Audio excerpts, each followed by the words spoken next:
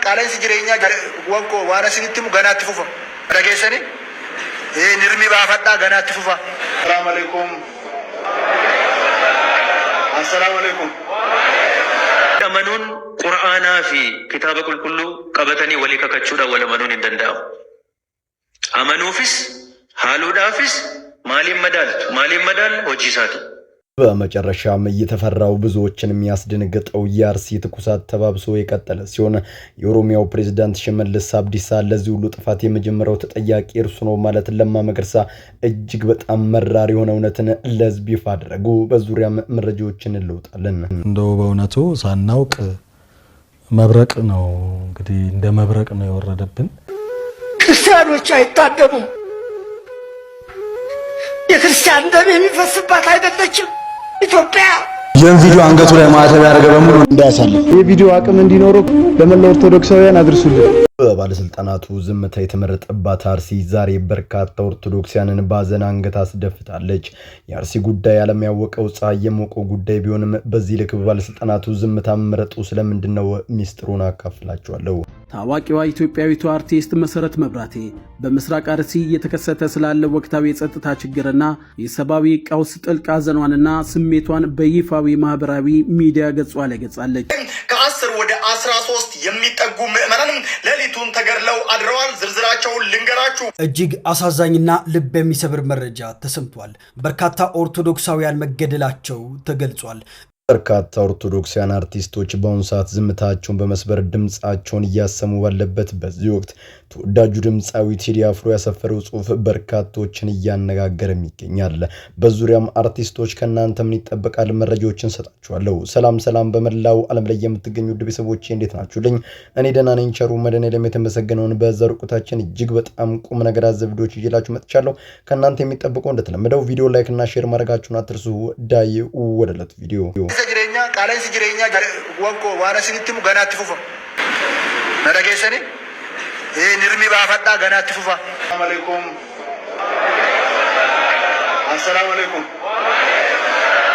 Qur'aanaa fi kitaaba qulqulluu qabatanii walii kakachuudhaan wal amanuun hin danda'amu. Amanuufis haaluudhaafis maaliin madaal hojii isaati. የአርሲ ጥቃት በአጋጣሚ የተከሰተ መከራ አይደለም። ሆን ተብሎ በምርጫው ዋዜማና በለቱ የታቀደ የወንጀል ድራማም ይመስላል። ሙሉ ሀገሪቱ ትኩረቱ ወደ ምርጫው ሲያደላ የታጠቁ ኃይሎች የጸጥታ ክፍተቱን እንደ መልካም አጋጣሚ ተጠቅመውበታል። እጅግ በጣም የሚያሳዝነው ግን የአካባቢው ነዋሪዎች ቀደም ሲል ባላቸው አቅም ራሳቸውን ለመከላከል ዝግጅት እያደረጉ በነበረበት ሰዓት የመንግስት ካድሬዎች አካባቢውን እናረጋጋለን፣ ዋስትና እንሰጣቸዋለን በማለት ህዝቡን እንዲዘናጋ ማድረጋቸው ነው። ህዝቡ በካድሬዎች ተማምኖ ሳይዘጋጅ ሲቀር ታጣቂዎቹ ቤታቸውን በተለየ ሁኔታ እየለዩ እሳት ለቀቁባቸው። የመዘናጋት ወይንስ ያሰቃቂው ሴራ ተባባሪነት ህዝቡ ዛሬም እየጠየቀ ያለው ትልቁ ሎጂካዊ ጥያቄ ነው። ጥቃቱ በሰው ህይወት ላይ ብቻ በቃ አይደለም። የኦርቶዶክሳን ታሪካዊ መለያ ሙሉ በሙሉ ለማጥፋት ያለመ ጭካኔም ጭምር ነው። በአንድ ክፍለ ዘመን በላይ የአካባቢው ውበትና መጠለያ ሆኖ የቆየው የጠለታ ጨፋ ቅዱስ ገብርኤል ቤተክርስቲያን ሙሉ በሙሉ አመድ ሆኗል። የካራ ኩፋቴና መድኃኔዓለም ቤተክርስቲያን የእንግዳ ማረፊያዎችና ህንጻዎች በሳት ወድሟል። ዛሬ በመቶዎች የሚቆጠሩ እናቶችና ህጻናት ንብረታቸው ተዘርፎ መኖሪያ ቤታቸው ተቃጥሎባቸው በምስራቅ አርሲ ጫካዎች ውስጥ ያለመጠለያና ያለቀለብ እየተንከራተቱም ይገኛሉ። ድምጹን እያሉ የሚጮት እነዚህ ምስኪን ዜጎች በአገራቸው ላይ ዋስትና ያጡ የአሁኑ ዘመን ሰማዕታትም ሆኗል። ነገር ግን የዚህን አሰቃቂ እልቂት ተከትሎ ወደ ፖለቲካው መድረክ የተሰማው የአቶ ለማ መገርሳና ድምጽ ነገሩን ይበልጥ ሳማታም አድርጎታል። አቶ ለማ መገርሳ ለክልሉ ርዕሰ መስተዳድር ለሽመልስ አብዲሳ ባስተላለፉት እጅግ በጣም ጠንካራ መልእክት ዛሬ በኦሮሚያ ክልል ለሚፈጠረው እያንዳንዱ እልቂትና ደም መፋሰስ ዋነኛው ተጠያቂ ሽመልስ አብዲሳ ነው ሲሉ በግልጽ ወንጅሎታል። አቶ ለማ ሲቀጥሉም የተቀመጠበትን ወንበር ከማሞቅ በዘለለ የሚታይ ስራ አልሰራም። ቁርአንና መጽሐፍ ይዞ ቃል መግባት ተግባራዊ ስራ ከሌለበት በዜሮ ይባዛል። ይህ ሰው ካልተነሳ በኦሮሚያ ክልል ሰላም ይኖራል ብላችሁ እንዳታስቡ ሲሉ ለህዝቡ ወሳኝና አስደንጋጭ መልእክትን አጋርተዋል። የመግለጫ በስልጣን ላይ ያለው አካል የህዝቡን ደህንነት የመጠበቅ ኃላፊነቱን ሙሉ በሙሉ እንደተወ ማረጋገጫ ነው ሲሉም ተናግሯል። በምስራቅ አርሲ አሰኮ ወረዳ እየፈሰሰ ያለው የንጹሃን ምዕመናን ደምና በጫካ ውስጥ ያሉ እናቶች እንባ የዛሬው ምርጫ ትልቁ ማሳቀቂያ ነው። ምርጫና ዲሞክራሲ ትርጉም የሚኖረው የዜጎች ህይወት ዋስትና ሲከበር ብቻ ነው።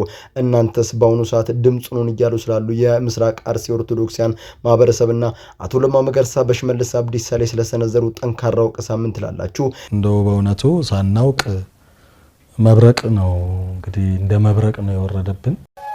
ሁላችሁ ወደ እግዚአብሔር ጩሁ። ደግሜያለሁ፣ ወደ እግዚአብሔር ጩሁ። ክርስቲያኖች አይታደሙም። ዛሬ በሀገራችን አንድ ትልቅ የታሪክ መዛባትና የሞራል ውድቀት በግልጽ እየታየ ነው። በአንድ በኩል በሚሊዮን የሚቆጠር ገንዘብ እየፈሰበት ያለው አረንጓዴ ቅጠልና የከተማ ብልጭልጭ ትርኢት በአደባባይ ይጨበጨብለታል። በሌላ በኩል ደግሞ በየጫካውና በየቀበሌው የሚፈሰው የንጹሃን ወገኖች ደም የኦርቶዶክሳውያኑን ባና ሰቆቃ በመንግስትና ባለስልጣናቱ ዘንድ ሙሉ በሙሉ ተዘንግቷል። አላወቁም እንጂ ከዚህ ሁሉ ኮንክሪትና ከተማ ማስዋብ በበለጠ የእግዚአብሔር ሕያው ታቦትና አንጽሆኑ የሰው ልጅ ህይወት በበለጠባቸው ነበር። ዛሬ የዚህን ስርዓት የሰውነት መጥፋት መርጦ አልቃሽነቱን ቀን በቀን እንደ ኖርማል የተቆጠረውን እልቂት በሎጂክን ሞግተዋለን። መንግስትና ባለስልጣናቱ የምስራቅ አርሲና የመላው ኦርቶዶክሳን መምከረሱት ሰነባብቷል። ትኩረታቸው የሰው ልጅ ሳይሆን በካሜራ ፊት በሚያምር ብልጭልጭ ቁስ ላይ ሆኗል። እውነታው ግን ይህ ነው። ሀገር ማለት መሬቱና አስፋልቱ ሳይሆን ህዝቡ ነው። የሰማይና የምድር ፈጣሪ ያከበረው የራሱ ማደሪያና ህንጻ ያደረገው የሰው ልጅ ነው። ህያው ህንጻ የሆነው የሰው ልጅ በየመንገዱ በየቤቱ እያለቀሰ ታሪካዊ ቤተ ክርስቲያናት እየተቃጠሉ ከተማን ማሳወብ ትርጉሙ ምንድነው? የቅድሚያ ቅደም ተከተል ፕራዮሪቲ መሳሳት የብዙዎችን ልብ ባዘን ሰብሮታል። ማንኛውም ጽንፈኛ ኃይሎች በየዕለቱ በንጹሃን ላይ የሚፈጽሙትን ጥቃትና ግድያ መንግስት በዝምታ እየተመለከተ ነው። ይህ ዝምታ ደግሞ ከተራችን ላይ ተኝነት አልፎ ወንጀለኞቹን በርቱ ይበል የሚያሰኝ ስራ ነው እያላቸውም ይመስላል። የማንኛውም መንግስት ቀዳሚ ዋነኛው ዓላማ ምንድነው? ሌት ተቀን ደክሞ ግብር የሚከፍለውን ሀገሪቱን በጉልበቱ ያቆማትን ህዝብ ሰላምና ደህንነት ማረጋገጥ፣ ወንጀል ፈጻሚዎችን ደግሞ የማያዳግም እርምጃ መውሰድ አይደለምን? የኃላፊነት ወደ ጎን ተትቶ ዛሬ በሀገራችን እልቂት ከመገዳደሙ የተነሳ እንደ ኖርማል ነገር ተቆጥሮ ቀን በቀን ህልፈት ማስተናገድ መጀመራችን የሞራል ዝቅጠታችንንም ያሳያል። የባለስልጣናቱ ሌላው ትልቅ የህሊና ውድቀት መርጦ አልቃሽነታቸው ነው። በአንድ አካባቢ ትንሽ ችግር ሲፈጠር መግለጫ የሚወጡትና ድንኳን ጥሎ የሚያለቅሱት አካላት በአርሲ 37 ኦርቶዶክሲያን በአሰቃቂ ሁኔታ ሲታረዱ የ100 ዓመት ዕድሜ ያለው ቅዱስ ገብርኤል ቤተክርስቲያን አመድ ሲሆን ግን ምላሳቸው ተሳስሯል፣ መግለጫቸውም ጠፍቷል። የመርጦ አልቃሽነት መንግስት ለዜጎች እኩል ህይወት ዋስትና እንዳልሰጠ በግልጽ የመሰከረበት ትልቅ ማረጋገጫም ነው። የሰው ልጅ ደም እንደ ውሃ በሚፈስበት ምድር ላይ ስለ ልማትና ስለ ብልጽግና ማውራት የህዝብን እንባ ማላገጫ ማድረግ ነው። እውነቱን ፊት ለፊት ልንነጋገሩ ይገባል። ከማንኛውም የከተማ ውበትና ህንጻ በላይ የሰው ልጅ ህይወት ይበልጣል። የምስራቅ አርሲ እልቂትና የመንግስት ዝምታ ድራማ በአስቸኳይ ሊቆም ይገባል። እናንተስ ሕያው ህንጻ የሆነው የሰው ልጅ ህይወት እየጠፋ ስለ ከተማ ውበት ብቻ ማውራትና የመንግስትን መርጦ አልቃሽነት እንዴት ታዘቡታላችሁ? የአካሄድ ሀገራችንን ወዴት እየመራት ነው? አስተያየቶቻችሁን ኮሜንት ላይ ያስፍሩልኝ። ታዋቂዋ ኢትዮጵያዊቷ አርቲስት መሰረት መብራቴ በምስራቅ አርሲ እየተከሰተ ስላለው ወቅታዊ የጸጥታ ችግርና የሰብአዊ ቀውስ ጥልቅ ሐዘኗንና ስሜቷን በይፋዊ ማህበራዊ ሚዲያ ገጿ ላይ ገጻለች። ከ10 ወደ 13 የሚጠጉ ምዕመናንም ሌሊቱን ተገድለው አድረዋል። እጅግ አሳዛኝና ልብ የሚሰብር መረጃ ተሰምቷል። በርካታ ኦርቶዶክሳውያን መገደላቸው ተገልጿል። ዛሬ ድምጹን ሁላት የተባለችው ቤተክርስቲያን እኮ ተራዋ ተቋም አይደለችም። ስትወለዱ የተጠመቃችሁባት፣ የሥላሴ ልጅነት ያገኛችሁባት፣ ስታዝኑ አልቅሳችሁ ለጸሎታችሁ መልስ አግኝታችሁ ሳቃችሁባት፣ በመንፈሳዊ ትምህርት ያደጋችሁባት፣ ነገ ስትሞቱም እንኳን በክብር አስክሬናችሁ የሚያርፍባት የሁላችንም እናት ናት። ታዲያ ይህች እናት ልጆቿ በምስራቅ አርሲ ጫካ ውስጥ እያለቀሱ 101 ዓመት የኖረው ታሪካዊ ቅዱስ ገብርኤል ቤተክርስቲያን አመድ የሆነ ታዋቂ አርቲስቶችና ባለሀብቶች ለምን ዝምታን መረጡ? ዛሬ ድምጽ ከመሆን ባለፈ በጋራ በመነጋገርና በመተባበር ለአንዲት ለጽናችሁ ቤተክርስቲያናችሁ የምትቆሙበት የቁርጥ ቀን ሰዓት አሁን ነው። የብዙዎች ዝምታ ባለበት ሰዓት ግን የህዝብ ወገን የሆነው ድምፃዊው ቴዲ አፍሮ ከቅርብ ሰዓታት በፊት ዝምታውን ሰብሮ ወጥቷል። ቴዲ አፍሮ ለአርሲ ኦርቶዶክሳውያን ያስተላለፈው ልብ የሚነካ መልእክት የብዙዎችንም ባይነርና የሰው ልጅ ተስፋ የት ላይ መሆን እንዳለበት ያሳየም ነው። ቴዲ አፍሮም በንግግሩ ላይ የአርሲ ወገኖቻችን መከራና ህመም የሁላችን ህመም ነው። ነገር ግን የዚች ምድር ባለስልጣናት ጆሮአቸውን ቢደፍኑ አይናቸውን ጨፍነው በንጹሃን ደም ላይ ቢያልፉም እውነተኛውና ዘላለማዊ ፍርድና መፍትሄ የሚገኘው ከምድር ባለስልጣናት ሲሆን ከሰማዩ ፈጣሪ ነው ሲል የጽናት የእምነት መልእክቱን አስተላልፏል። የቴዲ አፍሮ ንግግር ድፍረት ብቻም ሲሆን ወደ ፈጣሪ የምናደርገው ጸሎት የሚያበረታታ ነው። በምድር ላይ ፍትህ ቢጠፋ የንጹሃን እንባ ግን ፈጽሞ መሬት ላይ ቀደም ሰማዕታት ለሆኑት ወገኖቻችን በክብር ወደ ፈጣሪያቸው ሄደዋል። በጫካ ውስጥ ያሉት ደግሞ የእግዚአብሔር ጥበቃ ይለያቸው ሲል ባዘን ለተሰበሩት ምዕመናን ትልቅ የነፍስ ረት የሚሰጥ ቃል ተናግሯል።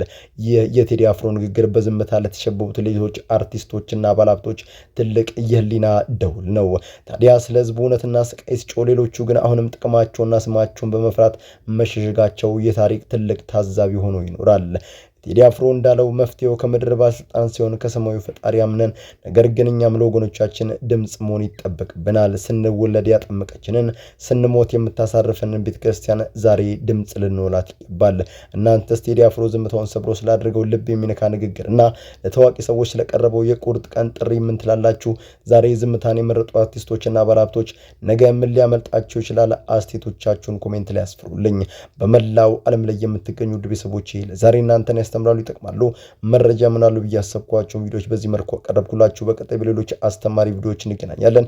ሁላችሁም በኮሜንት ስር ፍትህ ለአርሲ ኦርቶዶክሳውያን እያላችሁ ኮሜንቱን አጥለቅልቆት። በመላው ዓለም ላይ የምትገኙ ውድ ቤተሰቦቼ በጸሎት አግዟቸው፣ በጸሎት አበርቷቸው የመጨረሻው መልእክቴ ነው።